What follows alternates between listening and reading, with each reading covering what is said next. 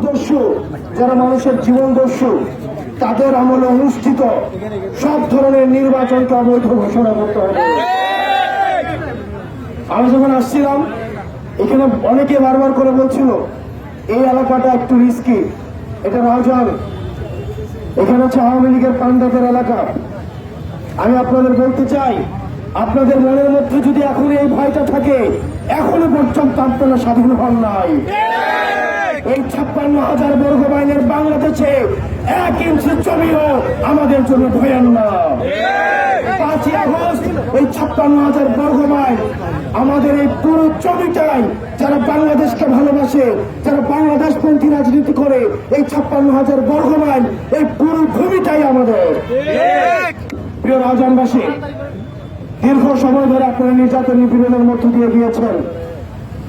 বাংলাদেশের মধ্যে এই রাউজানকে আবার আরেকটা স্টেট বানিয়ে রাখা হয়েছিল।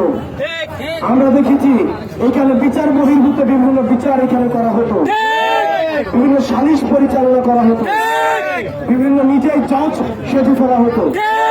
এখানে দেখা যেত একজন অভিনেতা, তিনি নিজেই আবার বিচারক, তিনি নিজেই আবার হচ্ছে গাড়ির ড্রাইভার, একই অঙ্গে ওনার অনেক রকম রূপ ছিল।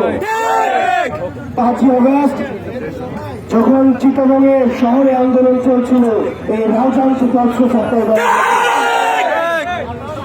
আপনাদেরকে খুঁজে বের করতে হবে তারা এখন এই মামলাগুলো পরিচালনা করতে বাধা দিচ্ছে। আপনাদের বের করতে হবে তাদের বিরুদ্ধে যে মামলাগুলো হয়েছে, এই মামলাগুলো কারা এখন পরিচালনা করতে বাধা দিচ্ছে। আপনাদের এগুলো খুঁজে বের করতে হবে। এখনো পর্যন্ত গ্রেফতার হয় নাই। প্রিয় সহযোদ্ধা, আপনারা দেখেছেন সালিমের কি ধরনের পরিণত হয়। ওনাকে কোন জায়গা থেকে ধরা হয়েছিল? কোন জায়গা থেকে? টাকা পয়সার অভাব ছিল? টাকা পয়সার অভাব ছিল? ক্ষমতার অভাব ছিল? পেশি শক্তির অভাব ছিল? মুখবলের অভাব ছিল?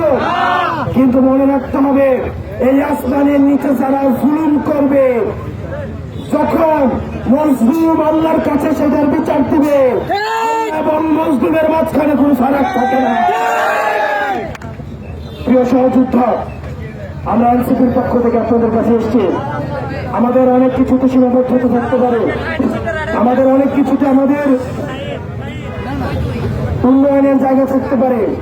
আমরা এনসিপি থেকে বলতে চাই, আমরা আপনাদেরকে সাথে নিয়ে আমরা পরবর্তী বাংলাদেশ বিনির্মাণ করতে চাই। আমাদের পরবর্তী বাংলাদেশ বিনির্মাণে আমরা একসাথে আমাদের দুর্বলতাগুলো কাটিয়ে উঠে, লিমিটেশনগুলো কাটিয়ে উঠে, যেটা সমৃদ্ধির জায়গা, সেই সমৃদ্ধিগুলো নিয়ে আমরা একসাথে পরবর্তী বাংলাদেশ বিনির্মাণ করব। আপনারা ভালো থাকবেন, সুস্থ থাকবেন, আপনাদের সাথে লড়াই সংগ্রামে দেখা হবে। আসসালামু আলাইকুম ওয়া রাহমাতুল্লাহি ওয়া বারাকাতুহু।